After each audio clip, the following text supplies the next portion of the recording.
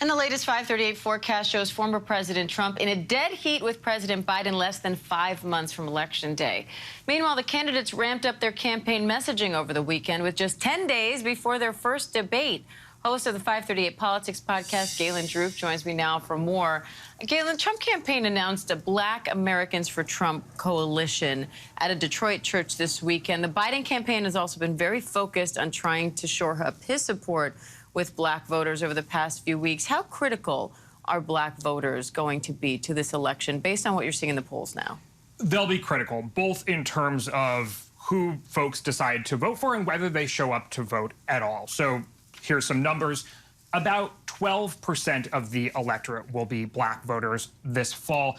But I think it's important to recognize that diversity of opinion amongst Black Americans has always been greater than the vote share would suggest. Now, what does that mean? Essentially, in elections, we see Black Americans voting for Democrats oftentimes at about 90%. But when it comes to the issues on things like, say, abortion or even taxes or even affirmative action, there's actually a lot of diversity of opinion amongst Black Americans. Black Americans don't necessarily agree on all of these issues, but the sense is that the Democratic Party is the party that is for me, that this is the party that cares about people like me. We've seen a little bit of that break down in recent years, and as a result, increasingly, around the margins, more Black Americans voting for Republican candidates. Now, between 2016 and 2020, there was only a shift of about 3 percentage points, but we've seen since then that particularly amongst young Black Americans and men in particular, Trump has been able to pick up some support.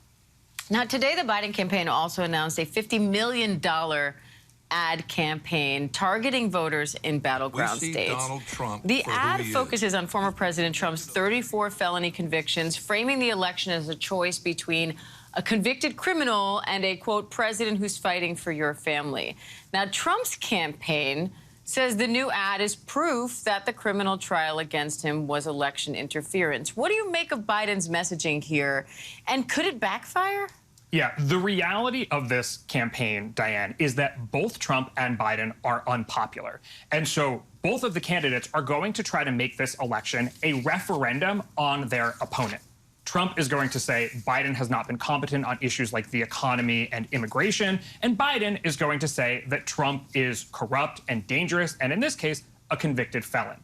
Now, it may ultimately be the candidate who wins who's able to make the election more about the other person than about themselves. This is an attempt. Now, $50 million in the grand scheme of things, an election where both candidates are going to spend more than $1 billion in the campaign, it's limited. But I think we're still at the point in the campaign where Biden folks are trying to figure out what sticks. They're trying a bunch of different things. Maybe it's opening bridges or talking about new chips plants a couple months ago. Now it's talking about the felony conviction. We're going to see the candidates iterate over the next 5 months and try to see what sticks. Throwing some spaghetti at the wall. Yes, all right. indeed. Host of the 538 Politics podcast, Galen Druke. Galen, thank you. Thank you.